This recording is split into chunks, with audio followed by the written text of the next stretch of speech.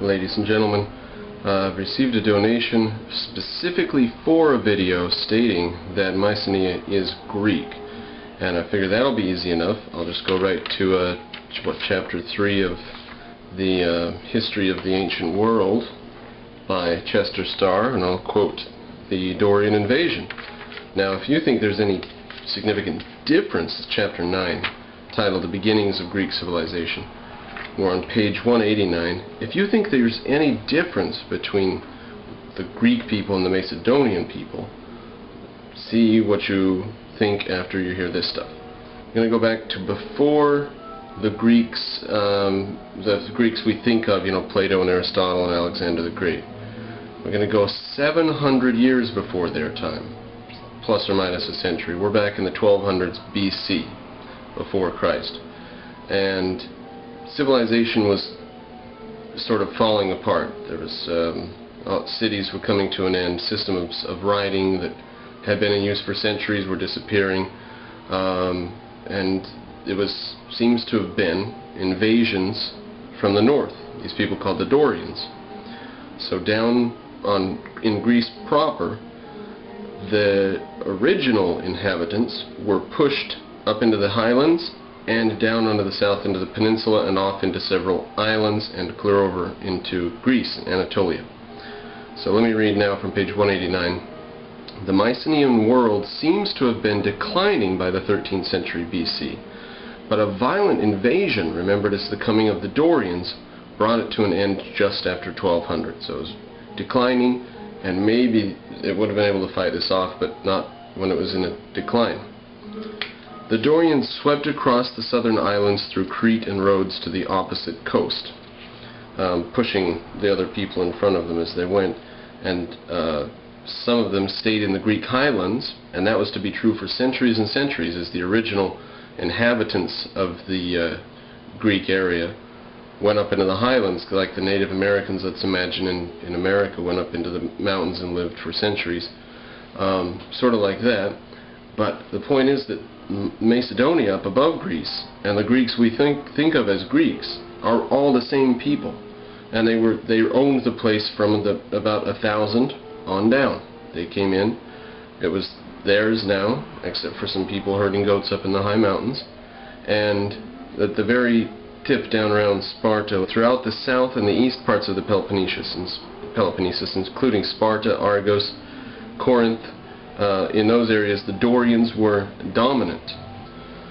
Just to show that what we think of as Macedonia, the area above Greece, and Greece proper, they are the same people. And now, it makes a lot of sense when you realize that Alexander the Great and Aristotle were both from Macedonia, and a lot of the major players in Greek history were from Macedonia.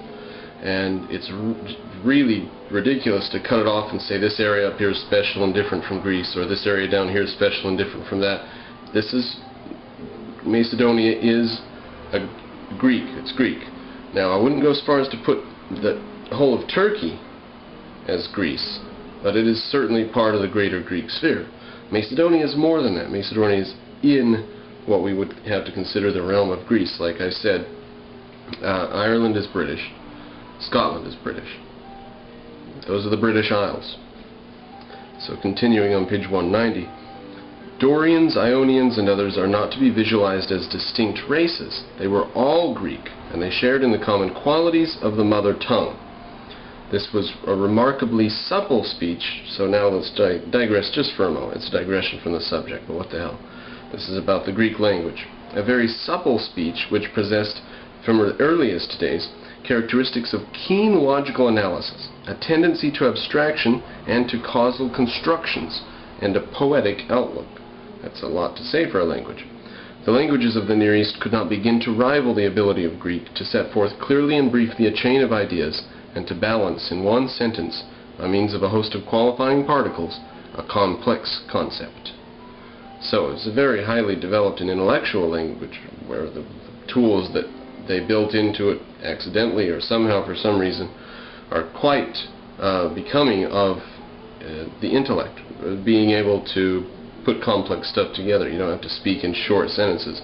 There are enough tools so you can modify words, and in Greek I'll just spend one more second on this. In Greek, you modify the end of the word to tell you about the thing, rather than having its position in the sentence tell you about the thing.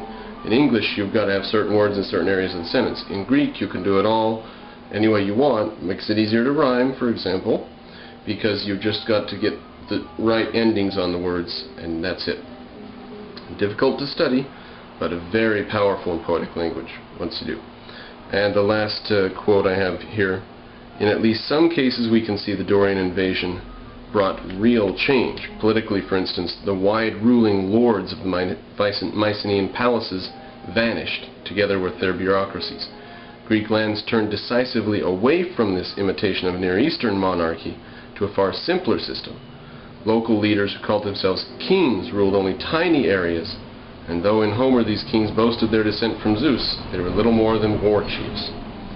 So that's what happened when civilization collapsed. But after that, it was in the hands of people who had come down from Macedonia and above. So there you go. Don't just forget about the question of whether Macedonia should be independent from Greece or whatever.